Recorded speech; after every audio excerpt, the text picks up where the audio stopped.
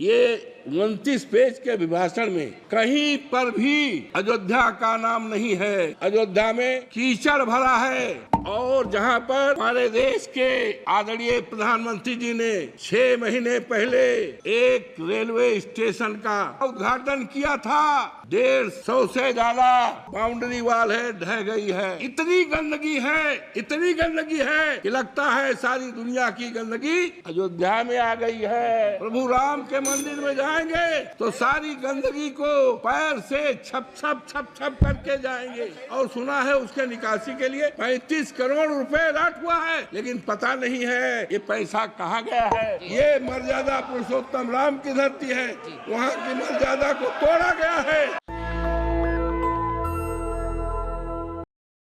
मैं आपके प्रति बहुत ही आभारी हूँ कि आपने दुनिया के विशालतम लोकतंत्र के मंदिर में मुझे अपना विचार रखने का मौका दिया है। मैं आपके प्रति बहुत ही आभारी हूँ और आज इस आदरणीय सदन में उन तमाम माननीय सदस्यों के प्रति आभार प्रकट करता हूँ, उनका अभिनंदन करता हूँ, स्वागत करता हूँ, बधाई देता हूँ जो आज इस महान सदन में अपने अपने क्षेत्रों से जीत के आए हैं। माननीय सभापति जी, मैं अपने नेता माननीय अखिलेश यादव जी के प्रति आभार प्रकट करता हूं कि उन्होंने एक ऐसी सीट जो अयोध्या में है, प्रभु श्री राम मर्यादा पुरुषोत्तम राम की धरती पर है, जिस सीट के लिए 54 फैजाबाद के लिए देश और दुनिया की निगाहें लगी थी। और आज मान्यवर, आज जब चुनाव हो गया है, जब वहाँ की देवतुल्य मतदाताओं ने मुझे चुनाव जिताकर भेजा है, तो आज केवल हिंदुस्तान में ही नहीं सारी दुनिया में चर्चा है। मान्यवर, मैं देवतुल्य मतदाताओं को आभार प्रकट करता हूँ, प्रभु श्री राम के प्रति अपनी आस्था और आभार प्रकट करता हूँ।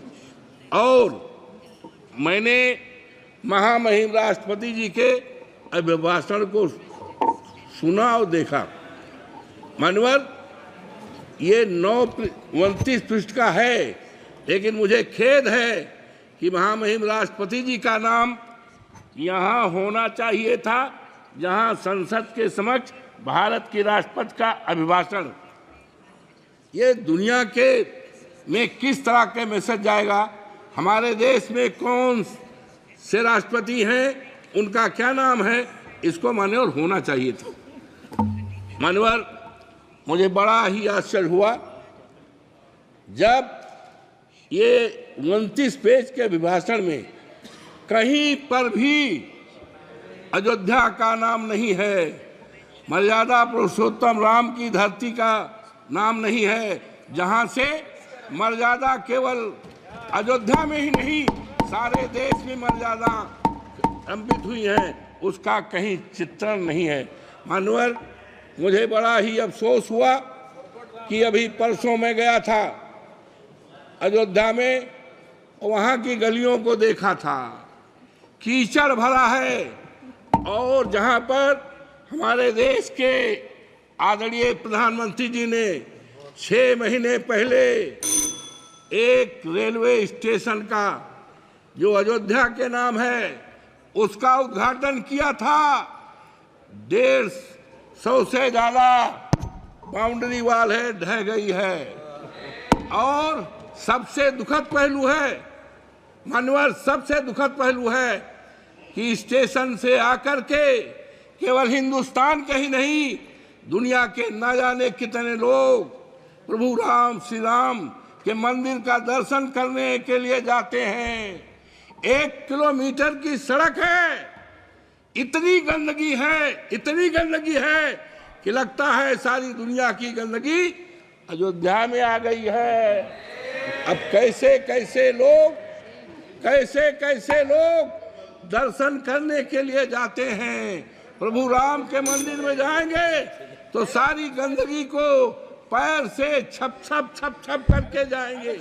और यही नहीं मानवर, मैं और आगे बढ़ा तो वहां पर जलायन एक अयोध्या का प्रभु श्री राम के मंदिर के पास का है जलायन मोहल्ला, पानी भरा है और इतना पानी भरा है।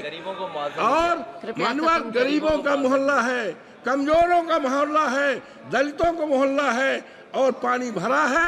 और सुना है उसके निकासी के लिए 35 करोड़ रुपए अलॉट हुआ है, लेकिन पता नहीं है ये पैसा कहाँ गया है, किस पे खर्च हो रहा है। गरीबों का मुआवजा नहीं दिया। और मनोहर, मुझे बड़ा अफसोस हुआ कि वहाँ पर एरोड्रम बना है, लेकिन एरोड्रम बनने में गरीबों को, किसानों को पैसा नहीं दिया गया।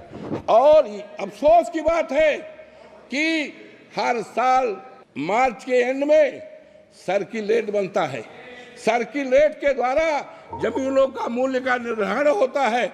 लेकिन अफसोस के साथ कहना पड़ता है हमारे उत्तर प्रदेश के हर जिलों में सर्किल रेट बना है, लेकिन आज 7 साल हो गया है फैजाबाद के, अयोध्या के किसानों की जमीनों के लिए सर्किल रेट न बनने के कारण उनकी जमीनों को कौड़ियों के दाम पर बाहरी लोगों को बसाने का काम किया है। हमारे नेता के पास न जाने कितने लोग आए, लेकिन हम कह के आए मानवर कि हम मुआवजा दिलाएंगे, हमारे नेता ने कहा था, लेकिन मुआवजा नहीं मिला। मानवर, ये मर्यादा पुरुषोत्तम राम की धरती है, वहाँ की मर्यादा को तोड़ा गया है, वहाँ की मर्यादा को तोड़ा गया है, गरीबों के घर को ढहाया गया।